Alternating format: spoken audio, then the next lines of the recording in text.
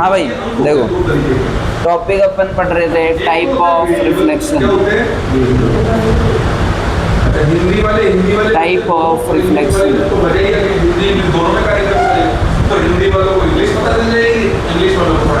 भाई सारा ध्यान यहाँ होना चाहिए, लिखने विखना काम बात है। टाइप ऑफ रिफ्लेक्शन, और सबसे पहले हम पढ़ रहे हैं रेगुलर रिफ्लेक्शन। क्या पढ़ रहे हैं? रेगुलर रिफ्लेक्शन पहला। वेरिएबल क्या होता है? Variable such a value that can change the given situation. चार मान वो मान होते हैं। ध्यान से देखो भाई, रेगुलर रिफ्लेक्शन में से 8th क्लास में थोड़ा सा पढ़ा था, अभी भी अपन देख लेते हैं। तो क्या होता है, पहली बात तो रेगुलर रिफ्लेक्शन के लिए सरफेस जो है वो कैसी होनी चाहिए? प्लेन सरफेस होनी चाहिए। कैसी होनी चाहिए? Plane surface. और ये जो सरफेस है, जब इसके ऊपर हम क्या करते हैं, एक रे को लेकर आते हैं, तो वो आएगी, टकराएगी, दूसरी डायरेक्शन में चली जाएगी, बाउंस बैक। अब अगर दूसरी रे को भी लेकर आएंगे ना, तो वो भी टकराने के बाद में सेम डायरेक्शन में जा रही है। तीसरी रे को भी अगर लेकर आ रहे हैं, तो वो भी टकरा के क्या जा रही है? Same direction. अगली रे को भी अगर लेके आ रहे हैं, तो वो भी टकराने के बाद क्या जा रही है? Same direction. इसी को अगर हम जनरल अपने घर के हिसाब से अगर एग्जाम्पल देखें, तो हमारे घर के अंदर जैसे मान लो नीचे जो स्लेब है वो यहाँ मार्बल की है, या फिर नॉर्मल जो सीधा एकदम सिंपल है, वो कैसी होती है? प्लेन होती है। अगर मैं उस पर एक सिंपल जो बॉल है, अगर उसको एकदम सीधा फेंकूँ तो टकराने के बाद कहाँ जाएगा बताओ? सीधा। मैं ये नहीं कि ऐसे ऐसे फेंक रहा हूँ, वो भी ऐसे कर रहा हूँ, ऐसे नहीं। सिंपल बॉल पकड़े फेंका तो थप्पा खाने के बाद हमेशा कहाँ जाएगी? सीधी। चाहे तुम एक बार फेंको, चाहे 10 बार फेंको, चाहे 1000 बार, थप्पा खाने के बाद हमेशा कहाँ जाएगी? सीधी। क्यों जा रही है? क्योंकि तुम्हारी सरफेस कैसी है? Plane surface. इसका एक बहुत अच्छा एग्जांपल एक और है, जब हम एक नई चमचमाती हुई गाड़ी लेकर आते हैं, वो सरफेस कैसी होती है उसकी? प्लेन। तो जब हम बोनट के ऊपर भी देखते हैं, तो हमको अपना चेहरा नज़र आता है। क्यों नज़र आ रहा है? कि वो सरफेस क्या है? एकदम प्लेन। तो लाइट रे आ रही है, टकरा रही है और सीधे जा रही है, तो हमको वो जो चीज़ है वो क्लियर नज़र आ रही है। क्या नज़र आ रही है? क्लियर इमेज बन रही है। और क्लियर इमेज तब बनेगी जब हमारी सरफेस कैसी होगी? प्लेन। कैसी होगी? प्लेन। तो देखो, जब रे आती है, टकराती है और सेम डायरेक्शन में जाती है, कहाँ जाती है भाई? Same direction. बताओ, एक ही डायरेक्शन है क्या सबकी? सेम डायरेक्शन में जाती है। तो यहाँ से बनने वाला जो इमेज है वो हमेशा कैसी बनेगी? क्लियर। कैसी बनेगी? क्लियर। तो मैं ये कह सकता हूँ कि रेगुलर रिफ्लेक्शन होता क्या है कि जब बहुत सारी रे आती है, टकराती है और सेम डायरेक्शन में जाती है, उसको हम क्या कहते हैं? Regular reflection. और रेगुलर रिफ्लेक्शन में हमेशा इमेज कैसी बनती है? क्लियर इमेज बनती है। कैसी बनती है? Clear image. क्लीन इमेज बनती है, एकदम शानदार दिखती है। समझ में? अब अगर हम बात करें कौन से दूसरे रिफ्लेक्शन की, तो दूसरा रिफ्लेक्शन क्या है? Irregular reflection. क्या है?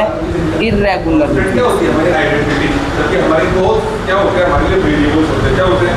मतलब इतनी चीज समझ गए क्या? क्या होता है? लेक्चर क्या होता है? इर्रेगुलर रिफ्लेक्शन क्या है? पहले घर के एग्जांपल से जैसे बात कर रहे थे कि बार बार हम गेंद फेंक रहे थे और जो सरफेस थी वो एकदम स्मूथ थी। अब हमारा घर पूरा नहीं बना है, अभी तक नीचे का जो आंगना, जो जिसको बोलते हैं आंगना, वो डल रहा है। और उस समय तुमने देखा होगा बहुत सारे पत्थर बिछे रहते हैं। वहाँ अब हम गेंद फेंक रहे हैं। जब हम गेंद फेंकेंगे तो ज़रूरी थोड़ी है एक ही डायरेक्शन में जाएगी। क्या पता वो किसी पत्थर से टकरा के इधर चली जाए, किसी पत्थर से टकरा के इधर चली जाए, किसी पत्थर से टकरा के सीधी चल जाए, और किसी पत्थर से टकरा के वापस अपनी तरफ आ जाए। बताओ, कोई चीज़ पॉसिबल है क्या? फिक्स नहीं है, किधर भी जा सकती है। वैसे ही एक और एग्जाम्पल, जब हम नई चमचमाती हुई गाड़ी लाए थे, उससे एकदम क्लियर इमेज बनी थी, क्योंकि उस समय क्या था? Regular reflection. अब हमारा जोश उसको चलाने के लिए ले गया और बुरी तरीके से मिट्टी के अंदर भर के ले आया।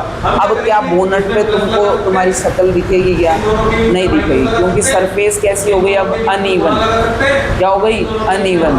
तो भैया इर्रेगुलर रिफ्लेक्शन से जो है जब इमेज जब बनती है तो हमेशा रेज जो होती है वो एक डायरेक्शन में नहीं जाती है। कैसे? देखो देखते हैं कि सबसे पहले मैंने ये सरफेस ली, इस बार ये सरफेस कैसी है? अनइवन सरफेस है। कैसी है? Uneven surface. हम क्या करेंगे? दिए गए चलो अच्छा मानो के बीच में क्या लगाते हैं बेटा? Plus minus multiply divide. तो अब ये क्या बन गया? देखो ये अपने आप में वेरिएबल्स है, ठीक है। अब मान लो एक रे आती है और देखो कहाँ से टकरा रही है। टकराने के बाद मान लो इधर चली जाती, चली गई। दूसरी रे आई, अब देखो कहाँ टकरा रही है, क्या पता वो कहाँ चली जाए, ऐसे। तीसरी रे आ रही है और देखो एकदम बीच में टकरा रही है, वो क्या पता ऐसे चली जाए। चौथी रे आ रही है, टकरा रही है, क्या पता वापस चली जाए। कुछ भी हो सकता है, कुछ भी पॉसिबल है। तो बताओ सारी रेज अलग अलग डायरेक्शन में जा रही है, मतलब डिफरेंट डायरेक्शन में जा रही है क्या? तो इसमें क्या होता है? क्लियर इमेज नहीं बनती है। क्यों नहीं बनती है? क्योंकि रेज एक जगह मिली नहीं रही। यहाँ तो क्या हो रहा था? एक जगह मिली रही, यहाँ पे एक जगह मिली नहीं रही। तो अगर हम बोलें कि रेगुलर रिफ्लेक्शन होता क्या है, तो एक ऐसा रिफ्लेक्शन जिसमें सारी की सारी रेज होती है वो डिफरेंट डायरेक्शन में जाती है। कहाँ जाती है? डिफरेंट डायरेक्शन में। उसे हम क्या बोलते हैं? Irregular reflection. और इर्रेगुलर रिफ्लेक्शन में हमेशा क्लियर इमेज नहीं मिलती। समझ आ गया? ये क्या था भाई? Type of reflection. आगे अब लिखना स्टार्ट करो। टॉपिक डालो type of reflection. Type of reflection. Type of reflection. आपने 3 बातें बोल दी, लेकिन अभी हमारे चैप्टर का तो नाम और पहला लिखो रेगुलर रिफ्लेक्शन। Regular reflection. ये अलजेब्रिक एक्सप्रेशन जो है ना, इसी को बेटा हम पॉलिनोमियल कहेंगे। Regular reflection. और इसमें लिखना शुरू करो। व्हेन ए लाइट ऑफ रे, व्हेन ए लाइट ऑफ रे appear, when a light of ray appear in a plane, in a plane or smooth surface, or smooth surface, plane or smooth surface, it goes in, it goes in, it goes in same direction, it goes in same direction. This type of reflection, this type of reflection called, this type of reflection called regular reflection. This type of reflection called regular reflection. एक line छोड़ के लिखो, इसी में regular में देखो। Plane surface, plane surface, एक line छोड़ के लिखो। A plane surface,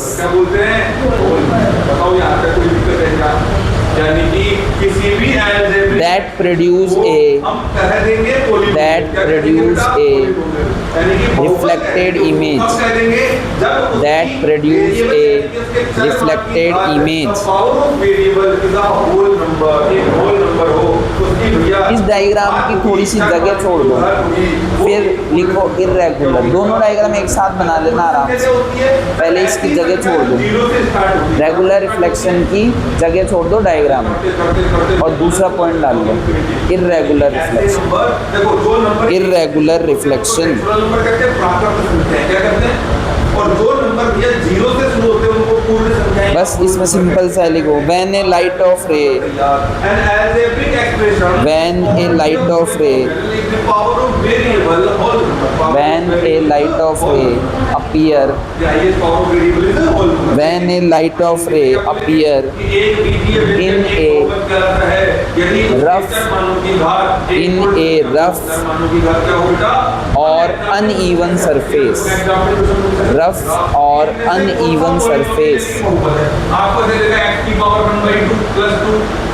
it go in different direction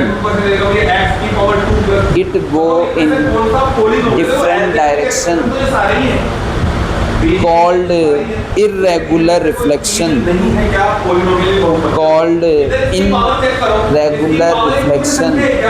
आधी अधूरी है ना, पूर्ण तो अपने आप में कंप्लीट होता है, कैसे आधा ही रह गया, आधा क्या होता है, फ्रैक्शन होता है, भिन्न संख्या फ्रैक्शन। लिखा, एक लाइन छोड़ के लिखो वापस। भले आप इसका This is like an uneven surface. This is like an uneven surface. This is like an uneven surface that we can see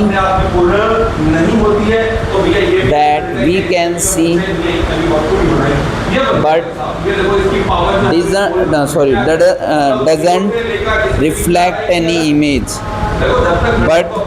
doesn't reflect any image. अब बना लो दोनों डायग्राम, 5 मिनट का टाइम दे रहा हूँ, डायग्राम बना लो। Doesn't reflect any image.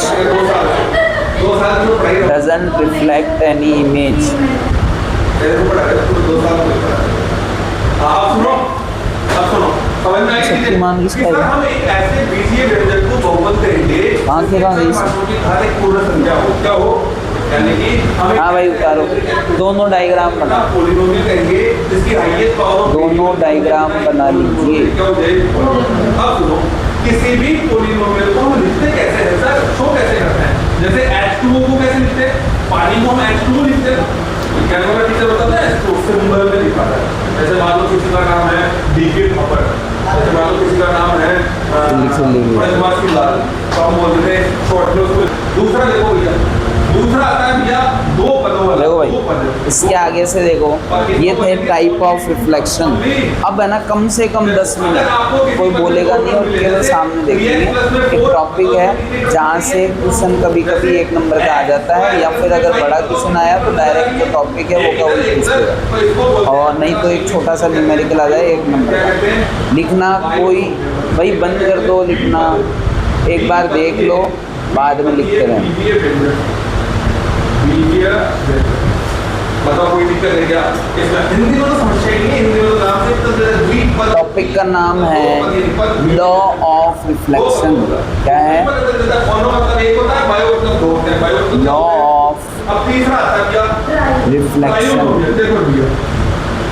अब हमने पढ़ा था कि लॉ ऑफ रिफ्लेक्शन होता क्या है। पहली बात तो रिफ्लेक्शन क्या होता है हमने ये पढ़ा था, एक सरफेस होनी चाहिए। क्या होनी चाहिए? सरफेस। और जब इस सरफेस पे एक रे आती है, टकराती है, तो बाउंस बैक हो जाती है और दूसरी डायरेक्शन में चली जाती है।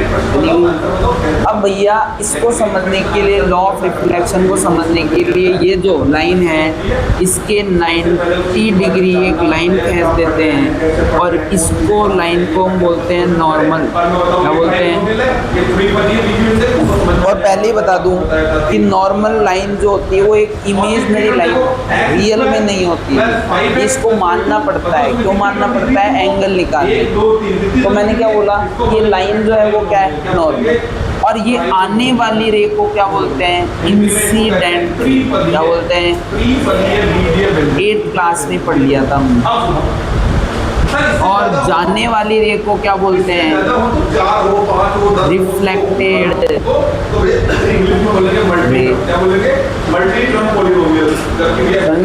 अब ध्यान समझो, ये नॉर्मल है, ये इंसिडेंट रे। इन दोनों के बीच में एक एंगल बनता है जिसको क्या बोलते हैं? Incident angle. क्या बोलते हैं? बहुत बढ़िया विजय बताओ यार। और इसे हम किससे रिप्रेजेंट करते हैं, आई। किससे रिप्रेजेंट करते हैं, आई। नॉर्मल और रिफ्लेक्टेड रे के बीच में एक एंगल बनता है जिसे हम क्या कहते हैं, रिफ्लेक्टेड एंगल। अभी जो आपको साइंस वाले जो देख रहे हैं वो आराम से आ सकते हैं। उसे हम किससे रिप्रेजेंट करते हैं, आर। बस इतना अगर हमको आता है तो हम लॉ ऑफ रिफ्लेक्शन आराम से लिख सकते हैं। कैसे लिखेंगे, ध्यान सुनना। पहला लॉ क्या कहता है कि इंसिडेंट रे, रिफ्लेक्टेड रे और नॉर्मल क्या तीनों एक ही पॉइंट पे लाई करते हैं क्या? हाँ करते हैं। तीनों जो होते हैं वो एक ही जगह पर आकर मिल रहे हैं, पहला लॉ। दूसरा लॉ क्या कहता है कि नॉर्मल और इंसिडेंट रे के बीच में एक एंगल बनता है, उसे क्या बोलते हैं, इंसिडेंट एंगल। और इसे किससे रिप्रेजेंट करते हैं, आई। नॉर्मल और रिफ्लेक्टेड रे के बीच में एक एंगल बनता है, इसे क्या बोलते हैं, रिफ्लेक्टेड एंगल, जिसे हम किससे रिप्रेजेंट करते हैं, आर। और लास्ट लॉ क्या कहता है कि इंसिडेंट एंगल और रिफ्लेक्टेड एंगल जो होते हैं वो एक दूसरे के क्या होते हैं, बराबर। ध्यान सुनना ना, मैं क्या बोल रहा हूँ, दोनों एक दूसरे के क्या होते हैं, बराबर। बाहर ही रखूं जी, ठीक है जी। तो angle I is equal to क्या होता है, एंगल आर। समझ में आ गया? यहां तक तो है लॉ ऑफ रिफ्लेक्शन, और आगे हम इसके न्यूमेरिकल पढ़ेंगे। उससे पहले लिखो लॉ ऑफ रिफ्लेक्शन और ये डायग्राम बना लो, फिर मैं लिखा रहा हूं।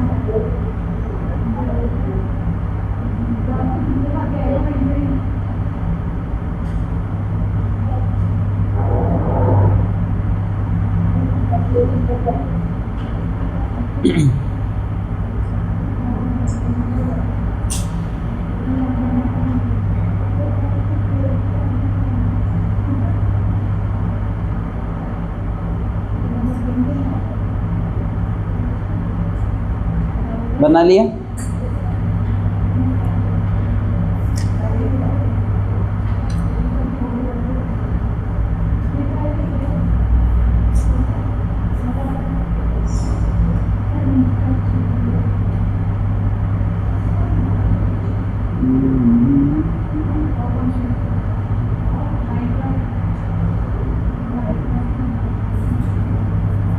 हो गया?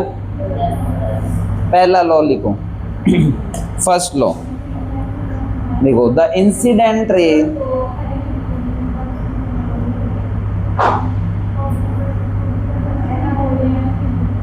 लिखो, the incident ray comma normal and reflected ray, तीनों का नाम लिख दो कॉमन लगा के। The incident ray comma normal and reflected ray all lie in a same plane, all lie in a same plane, all lie in a same plane,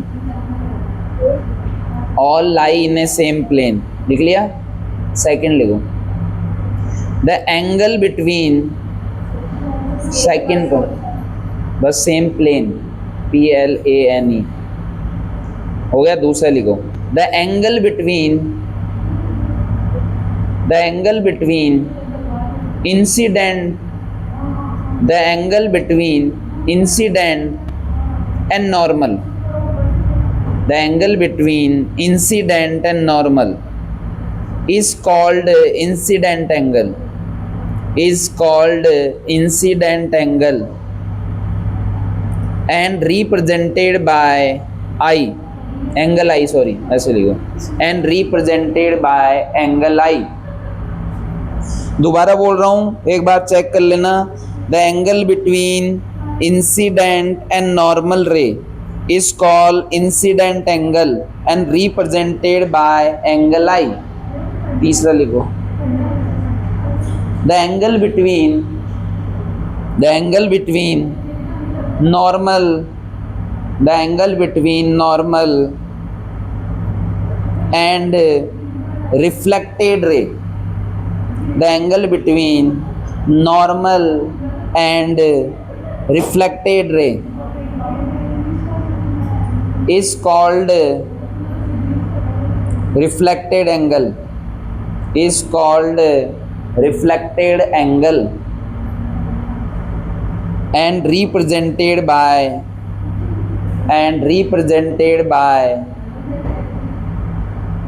angle I, sorry angle R, represented by angle R। Last लिखो, देखो the angle of incident, the angle of incident is equal, the angle of incident is equal to angle of refraction, sorry reflection। the angle of incident, लिख लिया, the angle of incident is equal to angle of reflection, लिख लिया। अब ये लिखो angle I is equal to angle R, fourth के अंदर जहां तक लिखा ना उसके आगे ये लिखो angle I is equal to angle R। हाँ भाई अब लिखना बंद कर दो, सामने देखो।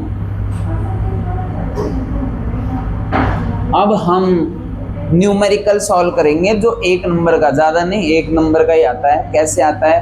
दो न्यूमेरिकल आते हैं भाई, दो तरह के न्यूमेरिकल आते हैं इसके ऊपर। एक तो आता है सरकारी स्कूल का न्यूमेरिकल और एक आता है प्राइवेट स्कूल का। कैसे आता है देखो, मैंने लिखा यहाँ पे GOV गवर्नमेंट स्कूल। कैसे आता है देखो, एक डायग्राम बना हुआ आएगा और यहाँ से एक रे आई टकराई और चली गई।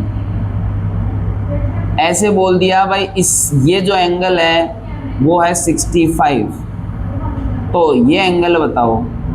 तो बताओ कौन सी स्कूल का हो गया? ये सरकारी स्कूल का। एकदम इजी कि भैया हम अभी अभी तो सीख के आए गरम गरम ताज़ा ताज़ा, क्या कि angle I is equal to क्या होता है? Angle R।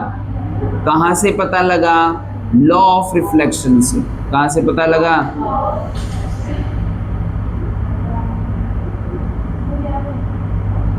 और मेरे को पता है कि एंगल I कितना दे रखा है? 65, तो एंगल R कितना हो जाएगा? 65। ये आंसर हो गया। तो कितना इजी है एकदम। ये हो गया सरकारी स्कूल का। लेकिन अगर प्राइवेट स्कूल का पूछा जाए तो कैसे होगा? और वो भी इजी है, बस थोड़ा सा दिमाग लगाना है, देखना है अपन को, जितने में हो जाएगा। ये भैया आ गया प्राइवेट स्कूल का क्वेश्चन।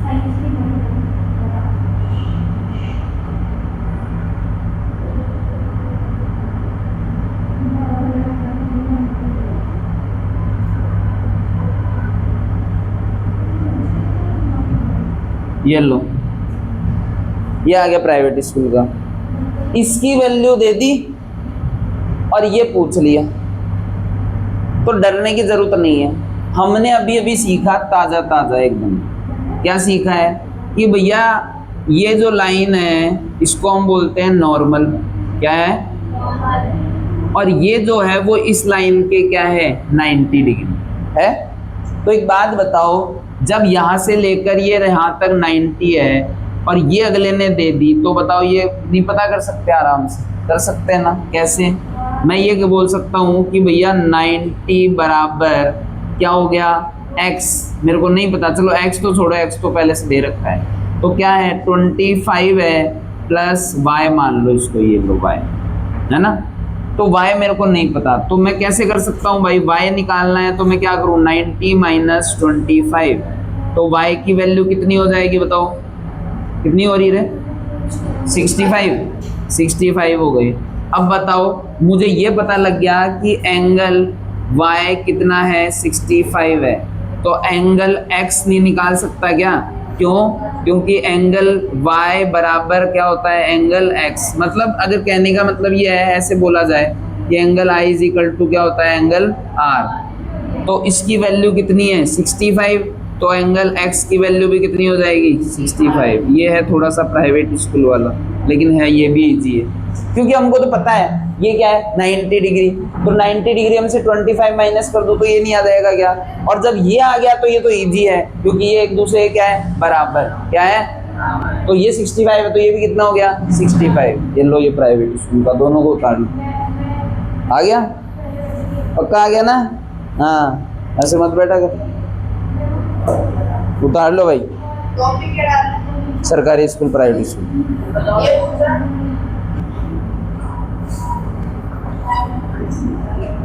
हाँ, अब अपने पास अगला टॉपिक एक और है, प्लेन मिरर।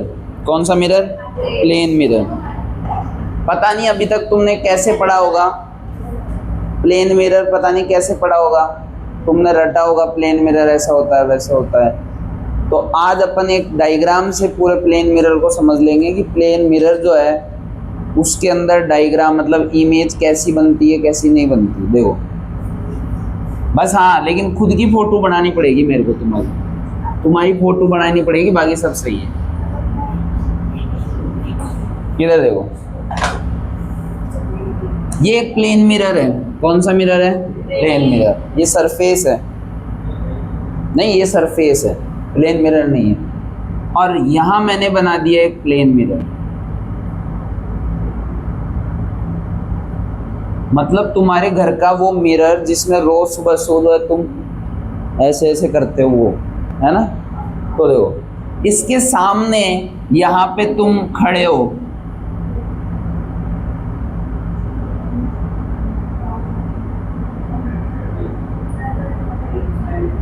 क्या बोल रही?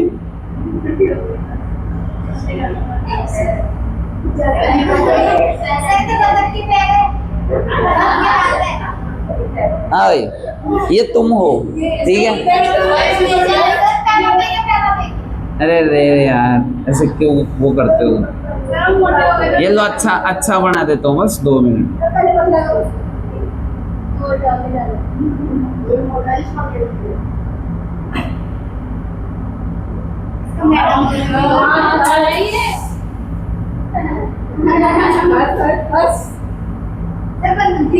बस इससे ज्यादा बढ़ाऊंगा तो अवार्ड मिल जाएगा।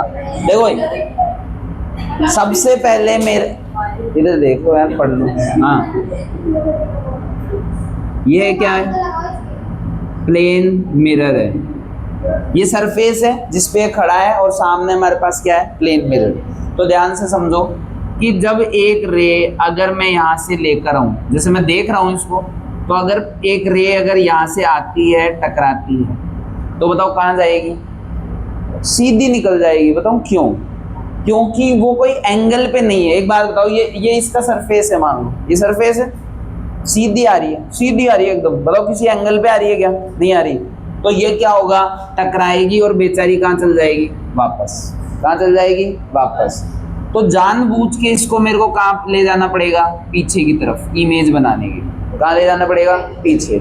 दूसरी बात देखो, अब अगर यहाँ से मैं रे ऐसे लेके आऊं, देखो रे आई, टकराई और क्या हो गई?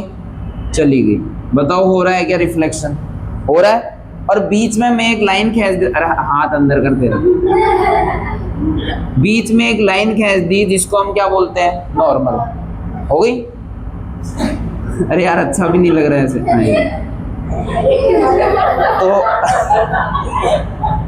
तो क्या करूं? ये लो, अरे यार पढ़ो ना यार चुपचाप। ये लो, बस अब सही है ना? हाँ, तो देखो ये तो कौन हो गया? नॉर्मल। ध्यान से देखो, मैं जो समझाने की कोशिश कर रहा हूँ, नॉर्मल। और ये क्या है? इंसिडेंट। और ये क्या है? रिफ्लेक्ट। हो गई। अब क्या हो रहा है? इमेज नहीं बन रही। क्या नहीं बन रही? इमेज। तो मेरे को इसको जानबूझ के कहाँ ले जाना पड़ेगा? पीछे की तरफ। जिस पॉइंट पर ये एक दूसरे को काट रही है वही हमारा क्या बनेगी, इमेज। क्या बनेगी, इमेज। तो भैया एक और तुम अपने आप को मान लो, मी माई सेल्फ एक और बन गया।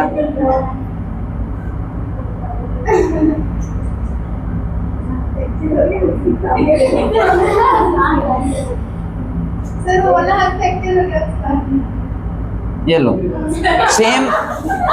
इसमें क्या दिक्कत हो गई, सही तो है। अरे यार ये भी टेंशन है इसमें तो। ये लो, तो एक बात इधर देखो, मैं समझाने की कोशिश कर रहा हूँ, वो समझो। यहाँ से एक रे आई, एक मिनट सुनो, यहाँ से एक राई टकराई और वापस चल गई, क्योंकि एंगल नहीं था। तो एंगल नहीं था तो रिफ्लेक्शन नहीं हुआ, सीधी चली गई, इसको पीछे ले गए हम। अब देखो ऐसे चल गई टकरा के, अब पीछे लेके आ रहे हैं इसको। और इमेज तभी बनती है जब दो रेज एक दूसरे को काटती है। अगर तुमने पूरा चैप्टर पढ़ा हो तो जब हम डायग्राम्स बनाते हैं, अलग अलग इमेज फॉर्मेशन करते हैं, तो क्या होता है, जब दो रे एक दूसरे को काटती है तब जाके इमेज बनती है ना। तो एक बात बताओ, टकराई, आई, चली गई, पीछे की तरफ लेकर आया। अब इसमें भी एक रे यहाँ टकराई और यहाँ चली गई, बीच में नॉर्मल हो गया, ये इंसिडेंट हो गया, ये रिफ्लेक्टेड हो गया, लेकिन इमेज नहीं बन रही है अभी तक। अब इसको पीछे की तरफ लेकर जा रहा हूँ, जिस पॉइंट पे जाके मिल रही है वहां हमारी क्या बन रही है, इमेज। क्या बन रही है भाई, इमेज। तो पहली बात तो यहाँ से ये निकल के आती है कि प्लेन मिरर से बनने वाली इमेज कैसी होती है। देखो जानबूझ के काटा है मैंने पीछे की तरफ, तो क्या होती है, वर्चुअल। जो डैश डैश से कटता है वो क्या होता है, वर्चुअल। और जो सीधा कटता है वो क्या होता है, रियल। इनकी डेफिनेशन बाद में लिखाऊंगा, रियल और वर्चुअल क्या होता है। तो इसका मतलब प्लेन मिरर से बनने वाली इमेज कैसी होती है, वर्चुअल। और क्या होती है, इरेक्ट। इरेक्ट का मतलब क्या होता है, सीधा। क्या होता है, सीधा। तो वर्चुअल होती है और कैसी होती है, इरेक्ट होती है। रियल और इन्वर्टेड, वर्चुअल और इरेक्ट, ठीक है। दूसरा, सीधी बनती है ना भाई, तुम ऐसे खड़े हो, ऐसे तो नहीं उसमें भूतनी आ गई, ऐसे उल्टी हो गई, ऐसे होती है क्या, सीधी। तो तुम ऑब्जेक्ट सीधा है तो इमेज भी क्या है, सीधी। हाँ वो ऐसे बोलेगा, मैं ये हाथ ऊपर करता हूँ उसमें ये दिखता है, वो उसको नहीं बोलते। हाँ फोन वो ना आएगा, ये पहले पढ़ ले इधर। अब सुनो, आने दे, वो उसकी बहन का होगा। हाँ तो देखो क्या बोल रहे हैं, ये है, ये कौन है भाई, मैं हूं ऑब्जेक्ट। कौन हूं, और मैं हूं कौन, इमेज। अब सुनना ध्यान से, तुम खुद बताना। वैसे तो देखा जाए तो यहीं से पता लग रहा है कि इमेज की जो डिस्टेंस होती है वो ऑब्जेक्ट की डिस्टेंस के क्या होती है, इक्वल। और ऑब्जेक्ट डिस्टेंस को हम किससे रिप्रेजेंट करते हैं, ऑब्जेक्ट डिस्टेंस को हम किससे रिप्रेजेंट करते हैं, यू। किससे रिप्रेजेंट करते हैं, यू, जो कि बराबर होती है किसके, इमेज डिस्टेंस के। किसके, इमेज डिस्टेंस को किससे रिप्रेजेंट करते हैं, बी। और तुम घर जाके भी देख लेना, जैसे मान लो मैं शीशे के सामने खड़ा हूं, एक कदम आगे बढ़ाओ तो शीशे में भी क्या होगा, एक कदम आगे बढ़ जाएगा। एक दो कदम पीछे ले लो तो वो भी कहाँ चल जाएगा, दो कदम पीछे। बराबर बराबर जितनी साइज मेरी कहाँ से है, मिरर से, उतनी साइज मिरर के क्या होगी, अंदर। और हाइट भी क्या होती है, सेम। हाइट भी देखो, इसकी हाइट देख लो और इसकी हाइट देख लो, क्या है, सेम। तो तीसरी चीज, ऑब्जेक्ट की हाइट जो है वो बराबर होती है किसकी, इमेज के हाइट की। बताओ आई क्या बात समझ में। और ऑब्जेक्ट की हाइट को हम h से रिप्रेजेंट करते हैं और इमेज की हाइट को h डैश से। ये लो, आ गई समझ में। बस प्लेन मिरर में ये तीन चीजें हमको हमेशा याद रखनी है। टॉपिक डालो प्लेन मिरर, ये लो, एक मिनट बता रहा हूँ, ये क्या है, प्लेन मिरर। हाँ मैं दोबारा समझा रहा हूँ, इधर देखो आराम से। ये क्या है हमारा ऑब्जेक्ट, उतारेगा कोई नहीं, 2 मिनट रुक लो, देख लो ये कौन है, ऑब्जेक्ट। अब मेरे को प्लेन मिरर से क्या बनानी है, इमेज। यहाँ से एक रे आई टकराई, कहाँ जाएगी, वापस चली जाएगी। क्यों जाएगी, किसी भी एंगल पे नहीं जा रही, वो सीधी जा रही है। आई टकराई, सीधी चली गई। अब इसी को मैं आगे की तरफ लेके जा रहा हूँ क्योंकि मेरे को इमेज बनानी है। इमेज तभी बनती है जब दो रे एक दूसरे को क्या करती है, काटती है।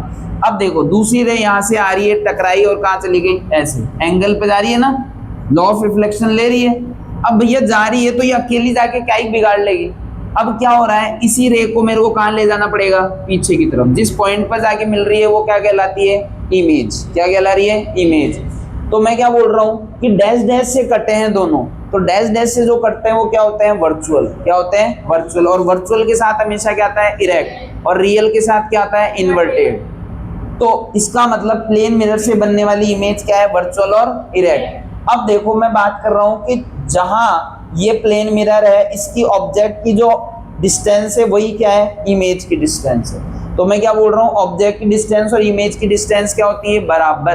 क्या होती है, और इसकी हाइट भी क्या होती है, बराबर। बस टॉपिक डाल के उतारो फटाफट।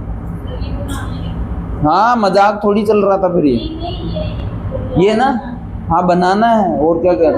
हाँ तुम यही तो नहीं समझते पढ़ाने की ये वो है, क्या बोलते हैं, कला। टॉपिक डाल लो और ये पूरा पूरा उतार लो, हमेशा दिमाग में रहेगा ये। और किसी की दिक्कत है ना कि भाई नहीं मैं तो ऐसा नहीं हूँ, तो ऐसे भी कर लेना, बाल वाल उगा लेना, नहीं नाराज हो जाओ कोई।